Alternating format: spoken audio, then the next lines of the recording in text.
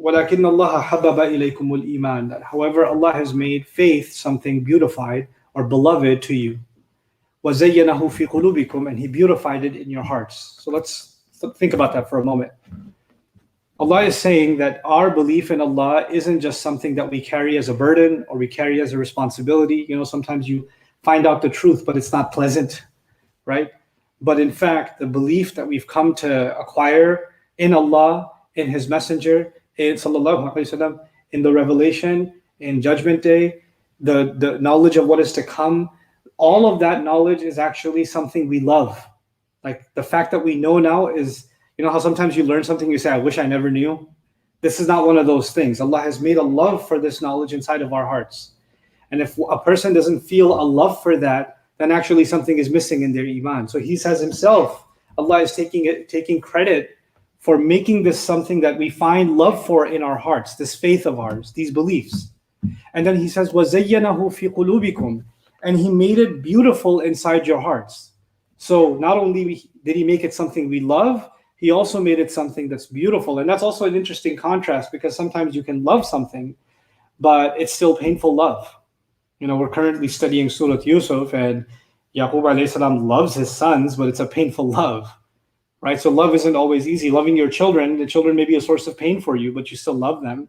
So love isn't always an easy thing. But here, when it comes to iman, our faith, Allah is saying not only did He make you love it and put love for it inside of your hearts, but He made it something beautiful to you.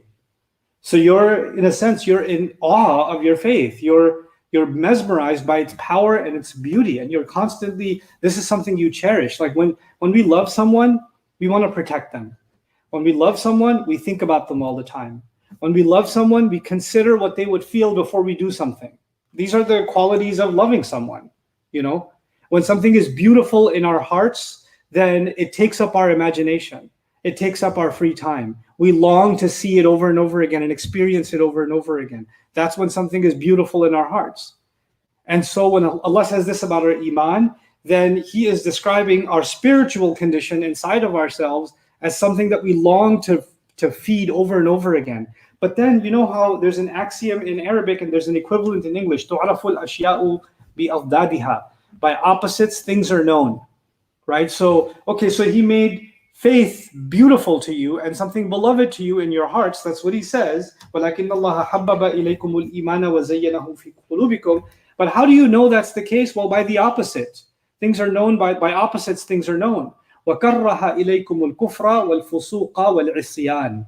How do you know that Allah has made faith truly beautiful to you in your heart? Well, because at the same time that you fall in love with something, it is at the same time that you begin to develop a hatred for something else. And so what does He say? He installed or instilled a hatred in you, a disgust in you for three things. So loving iman necessarily means three things become some things we hate.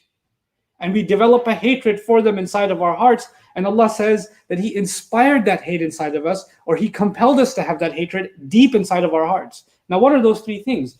Al-kufr, rejection of the truth, rejection of Allah, rejection of His Messenger, rejection of the book, denial, disbelief. That's the first thing we absolutely hate.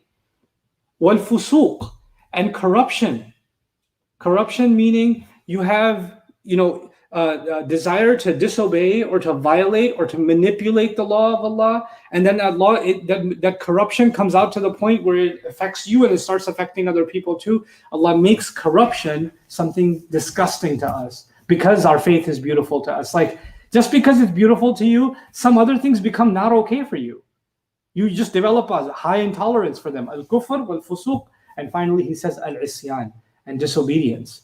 Any thought of disobeying Allah, any thought of disobeying His Messenger ﷺ is something you find disgusting, something you just absolutely hate. Now, it's really incredible to me that this is the ayah right before, and after, by the way, this Allah says, فَضْلًا مِنَ اللَّهِ وَالنِّعْمَةِ. This is a great favor from Allah and a blessing from Allah that you have this love and you have this hate.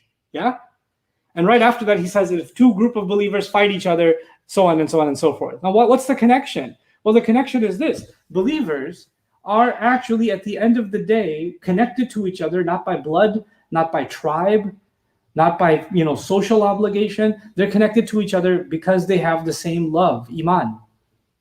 So the scenario in which we're fighting each other is already a problem, because our iman is compelling us to love the one that we love, that has the same love as we do. They love the same things, and they're supposed to hate the same things. But the other even more powerful thing here about believers fighting each other is no matter how much you hate somebody for what they did, because Muslims do some pretty messed up things, and we do messed up things to each other. And even if you have somebody in your life that you absolutely despise, regardless of the fact that they're Muslim, that's not even part of the equation. They just did some really disgusting, despicable things to you. No matter how much you hate them or hate what they did, your hatred of kufr, your hatred of corruption, and your hatred of disobeying Allah and His Messenger is greater. So, and no matter how much you would love, something, your love of Allah and your love of His Messenger is greater.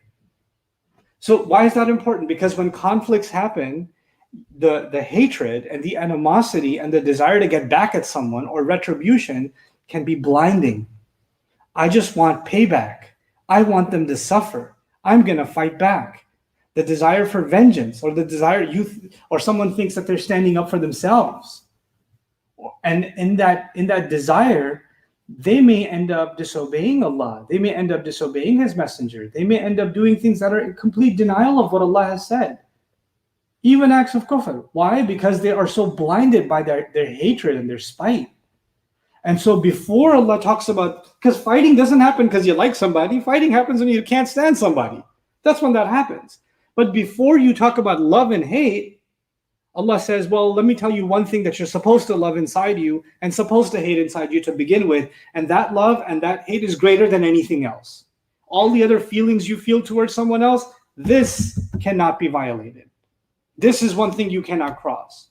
And that's a pretty important principle, because that's where the devil gets us. That's where shaitan comes. Because when you are so adamant about fighting somebody, or you're aggressive or they're aggressive towards you and you're back aggressive towards them, then either one of you can easily just forget what Allah has to say. Just forget what the Prophet would have done in this situation, or forget what the Quran has to say about this. You can leave that aside. It doesn't matter. Because right now, I just need to get even. And so the desire for retribution can actually override one's iman. And this is Allah's way of teaching us. That just means that your own feelings are more powerful inside your heart than the faith Allah put inside you. So who's the God then inside? Who's the God that reigns supreme inside the heart that we surrender? That's a scary question, but that's implied inside of the text.